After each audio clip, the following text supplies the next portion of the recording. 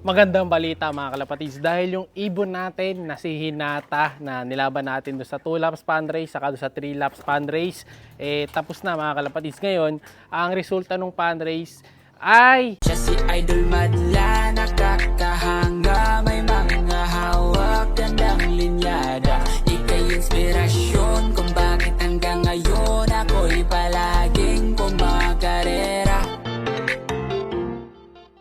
eto, ayan. So yan yung unang pond race mga kalapatids. Tapos yung isang pond race, ayan. So kita nyo, number 15 yung ibon natin na si Hinata. Panalo yung ibon natin. 15th overall sa 3 laps pond race. Tapos doon naman sa 2 laps pond race, number 9 naman tayo. So hindi na masama. Kasi 'di ba, sabi ko sa kanya nung nakaraan, pagbigyan niya ako na sana sumabit siya. Well, ngayon sumabit nga siya, number 9 saka number 15. So galing, no? Napabilib niya ako kasi nakakuha niya yung 15th place ng hindi biro. Kasi mahirap din pinagdaanan niya dahil yung mga kalaban na ibon doon, lahat magagaling, lahat matutulin. So dito sa area natin, doon sa pang number 9 tayo, halos ang nag-clock dito sa area natin noon, 3 lang yata pumasok, kung di ako nagkakamali. Tapos doon sa isa naman, 2 lang dito sa area natin. So sabihin halos nasa second, third tayo na pwesto dito sa area natin. Pero sa pond race overall, yun nga, number 9 at number 15. So ito yung winner natin na yun mga kalapatids. Napakilala ko sa inyo ang ating pond race. Ayan, winner bird. Ayan, thank you boy. Galing mo girl, galing mo. So kita nyo, ang liit lang nito mga kalapatids, pero talagang solid na solid yung ibon dahil hindi niya tayo binibigo. Talagang ginagawa niya yung best niya. Talagang makikis ko to mga kalapatids. Dahil nga talagang yung ibon natin na to syempre napakagaling.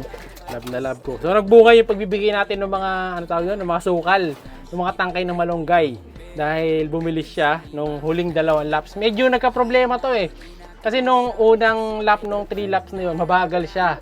Ang nauna nun si Boy Kupad, no? Pero ayan, nagpakita nga siya ng bilis. So solid din yung ibon talaga natin na to. So lahi ng mga speedbird din natin ito mga kalapatids.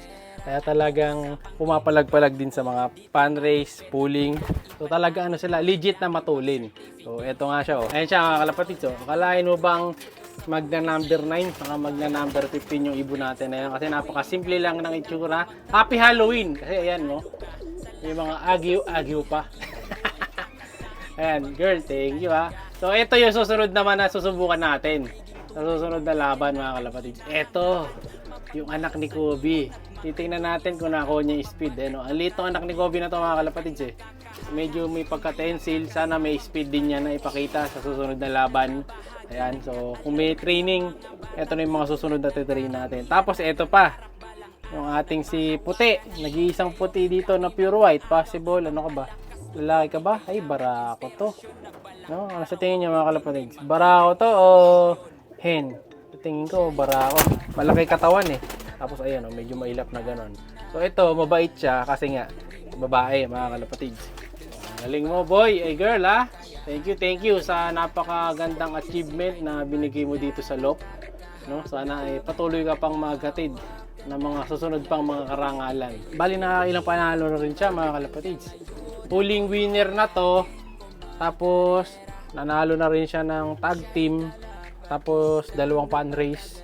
No? So galing So bali sa LOP natin, siya pa lang ang ibon natin na nakakapanalo ng 2 pond race na isang season sabay niyang napanalunan mga kalapatids. Yun ang naging record nitong si Hinata. Hindi siya ganun kabilis katulad nila Boy Paasa, nila AJ. Pero yung lipad niya naman consistent naman na mabilis. Kumbaga hindi siya ganun bumababa. Pero noong una hindi rin ganun kabilis to May isa pa dapat to na panalo, yung nakaranas kinukwento ko sa inyo, na narong pick tayo, di ba? So ang naunang ibon is yung hindi naka-entry. No? Yun yung nag-number 7 ba? O nag-number 6 si Boy Kupad. Yun yata, kung hindi ako nagkakamali. Basta pumasok si Boy Kupad sa top, pero naunahan siya ni Neji noon. Pero naunahan siya ni Hinata noon na hindi naman natin in-entry. Tapos ito, puntahan naman natin. Balikan na natin si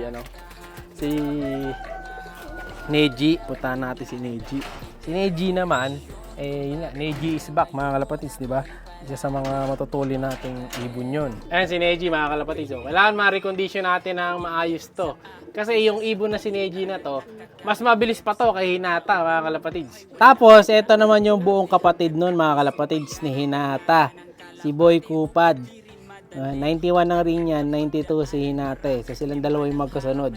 Tapos, ang kapatid naman nitong si Neji, kapatid niyan si Lemon mga kalapatids. Kaso si Lemon hindi niya nakuha yung speed, no? Kaya tatry natin sa dulo ng apari mga kalapatids, yung kapatid niyan. So halos magkakapatids kasi sila dito, mga second clutch first batch. So ayan mga kalapatids, so, si Lemon, eto nire-ready natin to kasi third lap derby na. Nakasurvive siya dun sa nakaraang derby dahil sobrang lakas ng hangin. Sa 6,000 birds, 4,000 lang halos yung nag-clock, wala man yata 4,000. No? So halos 2,000 kagad yung nawala sa lap na yun. So nagkaubusan na kagad yung nakaraan. Pero siya nakasurvive, diba? So napakagaling. Si Boy Kupad, ito pinahinga natin ito, inatras natin dahil nasayang na nga yung speed. Syempre hindi natin magagawa yan mga kalapatids kung wala yung kapares na itong si Hinata nung huling 2 lap mga kalapatids ng third lap. Tapos dun sa fan race naman na 2 laps, hindi rin niya magagawa yung kung wala tong si Kobe. Yan, kasi ito yung pinampares natin sa kanya. Buti na lang, galing mo boy. Magaling kang mag-motivate ng ibon ha. Diba? So tama-tama yan. Kasi nire-ready na rin natin to. Sa susunod niya magiging laban. Actually, may pugad na nga yan. Baba natin dyan mga kalapatids. Ayan, may pugad na to mga kalapatids. Para dito sa susunod na lap, diba? Sabi sa inyo next level, lalagyan natin ng pugat. So, then nga, nilagyan na nga ni Madlato. No? So, siya muna nilalagay natin dito. Tapos, after ng ronda, binabalik muna natin si Hinata dyan. No? So, tatapusin lang naman ni Hinata yung fan race. Hindi na natin siya i-derby dahil, syempre, matulin yun eh. No? So, tatabi na natin siya para meron tayong money maker na pamalit dito kay Kobe. Kasi si Kobe, pa-retire na to mga kalapatids, no? Ipapahinga muna natin siya, pero hanggang kaya pa naman niya sa mga short distance race, ilalaban pa natin to, hindi na lang dun sa mga sobrang layo mga kalapatids, no? Kasi pagka sinagad pa natin siya, baka hindi na niya kayanin, kasi alam niyo naman medyo may salpok yan, sa medyo matanda-tanda na rin. So magpo-focus tayo dito sa ibon na to mga kalapatids. Ayan, diyan na tayo magpo-focus kay Neji. So ang target lang natin dito, wag lang sana siyang bumalik kung sino man yung nakahuli sa kanya. Ayan, kasi baka mamaya bumalik siya dun eh, no? Baka mamaya balikan niya yung nakadagit sa kanya. Wag naman sana, no? Kung gagawin yung boy, no? Alagaan kita ditong maigi. Tapos yung mga certificate nila, gagawin ko na rin mga kalapatids, no? So, ngayong araw din na to, pipicturean ko na sila. Kasi mga bagong batch lang din naman to, wala pa silang kalating taon na lumalaban. Pero okay pa yung performance nila. No, sino ba to? Meron ditong nagpapangahas mga kalapatids. Ayan, oh. May pumapasok. Yung tinitraining natin tong isa. Kala ako sino. Ayan, oh. Ito kasi walang tape to mga kalapatids. Ayan, oh. Gumagala na yan.